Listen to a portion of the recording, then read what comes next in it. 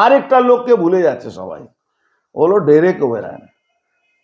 এই যে গোয়া ইলেকশনে ডেরেক ওবেরায়ন মানে পার্টির কিছু না হলে 100 কোটি টাকা ঝেড়েছে ওখান থেকে।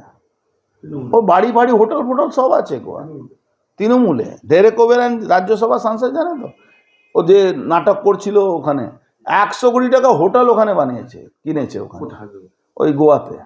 এই যে টাকা, ওই টাকাটা অ্যাকচুয়ালি সাইফন করেছে ওখানে ডেরেক ওবেরায়ন, পার্টির টাকাই ঝেড়েছে। আবার পার্টির ওখানে ওই বললাম না কি অভিষেক ব্যানার্জি মাঝে মাঝে কান্নাকাটি করে, পিসি মা অমুক এই আমাকে ত্রিপুরা চাই। কেন ভাই? তো ত্রিপুরা গাঁজা চাষ করতে হবে। আমাকে আসাম চাই। কেন? আসাম থেকে ওই মেঘালয় চাই, মেঘালয় থেকে আসাম বাংলা কয়লা সাপ্লাই কাজটা আমাকে চাই। মানে ওর একটু কান্নাকাটি করে এক একটা রাজ্য চাই।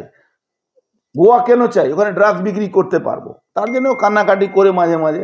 এই জন্যে ওই কয়লা বালু চুরি যে টাকাগুলো ওখানে লাগানো হয়। এটা তো কেউ কেউ বললোই না। আমি তো অবাক হয়ে গেলাম কি ডেরেক যে অত লাফালাফি করছে, জানে না না কি পার্টি আমার। ডেরেক ওখানে গোয়া ইলেকশনের পরে ওখানে হোটেল কিনেছে, কত টাকা রোজগার করে ডেরেক। আগে ডেরেকের কাজ কি ছিল? ডেরেকের কাজ ছিল আগে ওই কুইজ কম্পিটিশন কত টাকা পায়। আজকে ডেরেক ওই লাফালাফি যে ওই হোম মিনিস্ট্রির সামনে যে লাফালাফি করলো, একটাই কারণে কি ঘুরে ফিরে ডেরেকের নাম আসবে। এই জন্যে আগে থেকে অ্যাডভান্স লড়াইকে আমি লড়াই করেছি, তার জন্য আমার নাম আসবে। কিন্তু ফাইল চোর, বালি চোর, সিমেন্ট চোর, কয়লা চোর, গরু চোর, এবার মমতা ফাইল চুরি।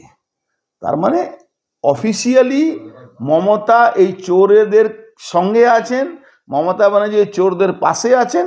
এটা মমতা ব্যানার্জি প্রকাশ্যে এসে গেল ঘটনাক্রমে। জানেন তো, একটা লোক যখন ধরা পড়ে তখন বাঁচার জন্য অনেক চেষ্টা করে।